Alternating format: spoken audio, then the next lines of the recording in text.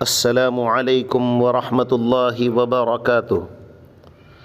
ہماری سیریز کھانے کے متعلق رسول اللہ صلی اللہ علیہ وسلم کا اسوہ حسنہ، ہم آپ کے سامنے 24 گھنٹے کی زندگی کے متعلق رسول اللہ صلی اللہ علیہ وسلم کے مبارک اور نورانی طریقوں اور اعمال پر مشتمل بہترین اور نایاب ویڈیوز پیش کرتے رہیں گے، جس کے سننے سے دلوں میں سنتوں کے اپنانے کا شوق پیدا ہوگا اور دوستوں تک پہنچانے کا بہترین موقع ملے گا۔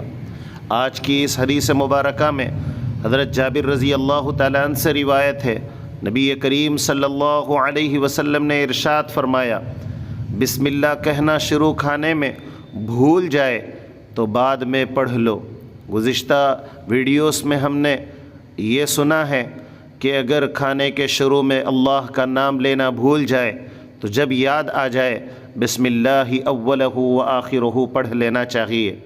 حضرت جابر رضی اللہ تعالیٰ عنہ کی ایک اور حدیث ہم نے سنی، حضرت سلمان فارسی رضی اللہ تعالیٰ عنہ کی حدیث سنی، جس میں یہ بیان کیا گیا تھا اگر بسم اللہ نہ پڑھا جائے، اگر بسم اللہ پڑھی نہیں گئی تو کھانے میں شیطان شریک ہو جاتا ہے۔